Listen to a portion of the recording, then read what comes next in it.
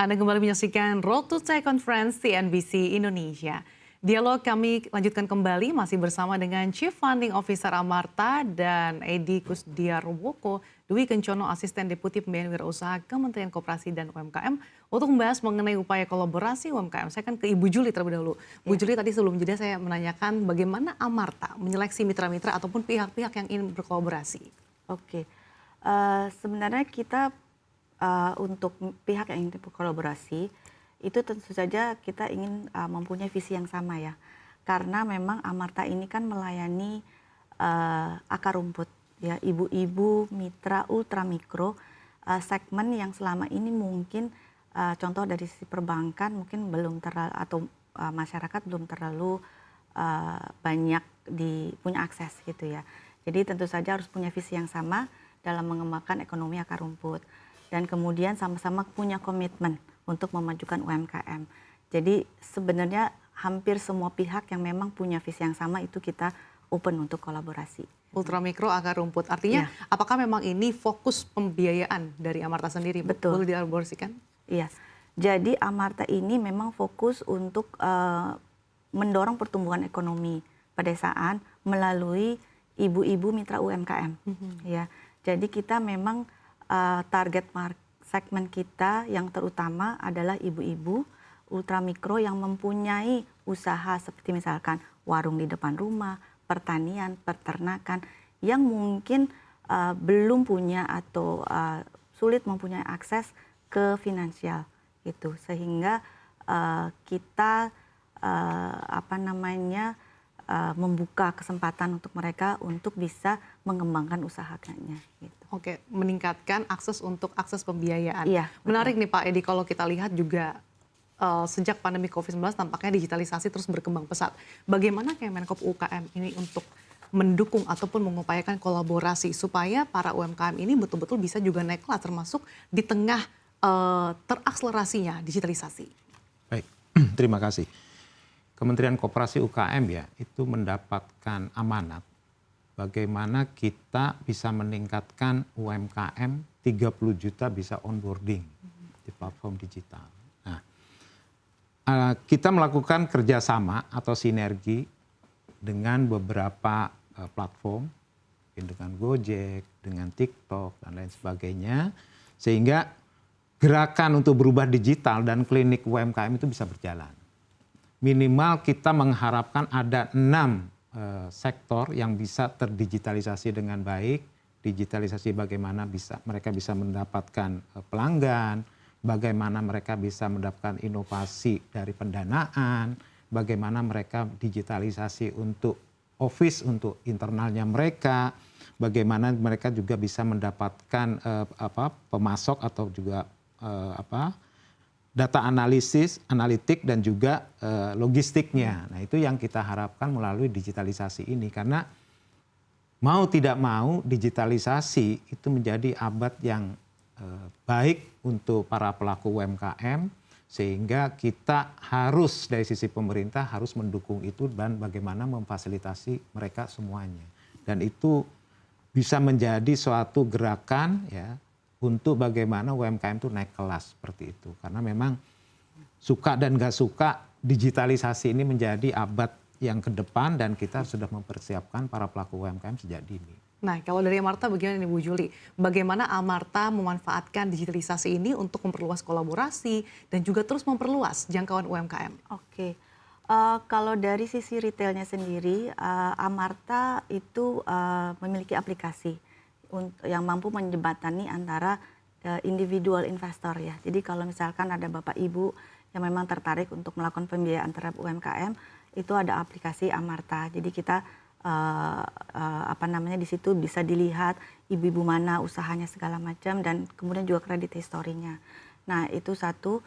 Terus kemudian juga tadi dari sisi credit assessment ya, itu kita menggunakan teknologi pemanfaatan risk profiling yang berbasis AI untuk mengukur tingkat kemampuan pembiayaan dari ibu-ibu tersebut ya. Dan ini terus diperbaharui karena kita sekarang sudah menyalurkan ke 1,6 juta ibu-ibu, datanya juga semakin kaya gitu ya. Jadi teknologi risk profiling kita itu terus-menerus diperbaharui supaya agar akurat. Gitu. Nah, dari sisi produk sendiri kami juga mengembangkan produk yang lainnya, termasuk juga digitalisasi dari cara kita melayani ibu-ibu tersebut ya. Jadi kita punya Amarta Fin untuk para mitra kita punya Amarta One untuk menjadikan ibu-ibu sebagai agent ya, terus dan lain sebagainya. Jadi memang kami terus mengembangkan produk berbasis teknologi untuk bisa menambahkan produk buat tetap target segmennya si ibu-ibu tadi. Bagaimana adaptasi Amarta ya Bu untuk memperluas dan juga meningkatkan tadi terkait dengan akses bagi para ultramikro. Tapi yang menarik dari tadi Ibu Julie mention terkait dengan ibu-ibu. Sebetulnya Anda melihat potensi dan prospeknya seperti apa sih? Dan apa pertimbangannya? Kenapa harus ibu-ibu? Oke. Jadi sebenarnya ibu-ibu itu adalah pilar ekonomi rumah tangga. Mungkin nggak cuma di segmen ultramikro ya, tetapi di segmen ultramikro kita banyak melihat bahwa ibu-ibu itu mempunyai usaha untuk membantu income-nya rumah tangga. Sehingga kita lihat bahwa ini merupakan suatu potensi yang mungkin kurang mendapat akses sebelumnya, kurang terlihat gitu ya. Karena ibu-ibu ini ya mungkin sehari-harinya mengerjakan pekerjaan rumah tangga, tapi juga pada saat yang bersamaan punya warung gitu. Nah, kita berfokus kepada ibu-ibu yang memang menjadi pilar ekonomi atau membantu perekonomian rumah tangga gitu. Sehingga semoga dengan begitu bisa naik kelas menjadi UMKM wanita. Oke, dari Pak Edi ada contoh kisah sukses nggak sih Pak kerjasama antara pemerintah berkolaborasi dengan fintech untuk membuat UMKM naik kelas, khususnya tadi mungkin ibu-ibu? Memang kalau secara khusus untuk ibu-ibu ya mungkin kami belum ke sana. Tapi berarti mungkin akan ada ya Pak? Akan ada insya Allah. Boleh, Makanya Pak. tadi saya udah komunikasi dengan Ibu Julie.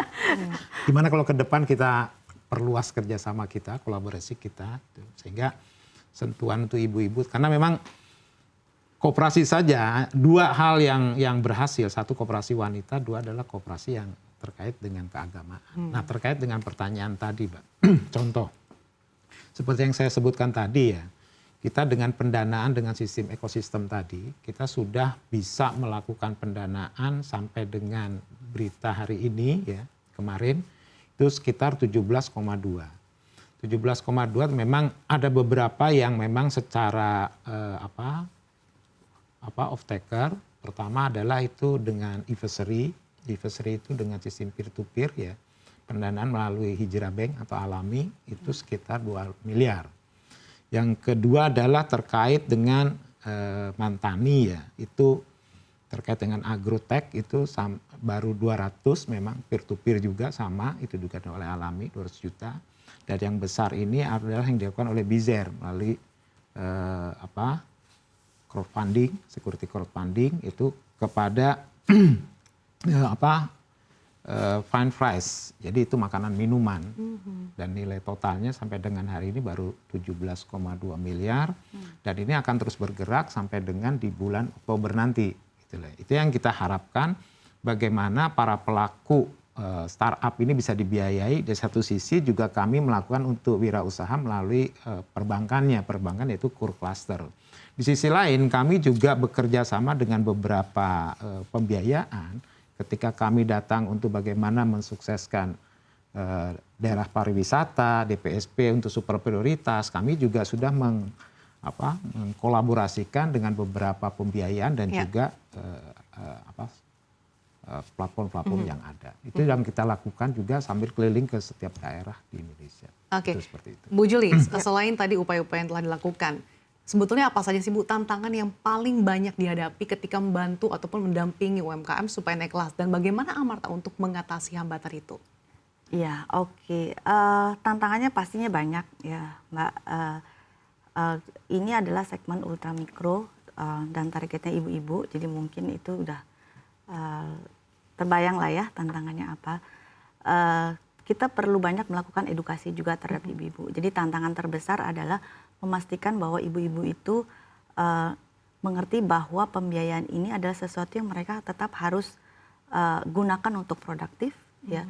Terus kemudian kedisiplinan untuk membayar, kemudian memanage cash flow-nya mereka agar mereka juga usahanya tetap berjalan dan berkembang. Nah, itu adalah tantangan-tantangan yang dihadapi tim di lapangan gitu. Karena segmen ini mungkin banyak yang belum punya rekening, banyak yang belum. Jadi dari sisi literacy financialnya juga masih terbatas, sehingga memang edukasi itu harus dilakukan terus-menerus gitu. Ya. Jadi memang melihat peluangnya sangat besar, tapi yang patut diperhatikan adalah untuk terus mendorong literasi dan juga keuangan. Betul. Terakhir ke Pak Edi singkat saja, UMKM ini juga tidak hanya mengalami tantangan dari dalam negeri, tapi juga dari luar negeri, termasuk barang impor yang banyak membanjiri e-commerce tanah air. Dan beberapa waktu lalu dikatakan bahwa barang impor di atas 1,5 juta ini dilarang untuk dijual di e-commerce. Sebetulnya pandangannya seperti apa Pak, dan mekanisme dan tujuan ini akan seperti apa? Ya, memang dari satu sisi ya kita tidak bisa membatasi dari barang impor, tapi mungkin di sini pemerintah juga harus bersikap. Artinya memang harus dilihat dari regulasinya, apakah pembatasan seperti itu dimungkinkan apa tidak. Tapi yang jelas kita melakukan hal-hal bagaimana barang-barang yang ya istilahnya substitusi impor lah harus kita bisa lakukan. Makanya kita bekerja sama dengan berbagai macam platform dan juga bagaimana para pelaku ini kita berikan pelatihan, bagaimana juga pasarnya juga kita ciptakan minimal LKPP itu kan 40% dari ini pemerintah kan ada di sana. Nah, khusus untuk ekspor ya, kita bekerja sama dengan Explora, BNI Explora. Nah, di sini juga kita mempunyai salah satu BLU kita yaitu Smesco, di mana Smesco itu menjadi Center of Excellence. Disitulah mereka mengkurasi daripada produk-produk itu sehingga nanti bisa ekspor. Baik, sekali waktu kita terbatas, Pak Edi, terima kasih sekali lagi atas waktunya Ibu Julie Fauzi, Chief Funding Officer Amarta, dan juga Bapak Edi Kusdiarwoko, Asisten Deputi Pembiayaan Wirausaha Kementerian Koperasi dan UMKM. Sehat selalu untuk Anda.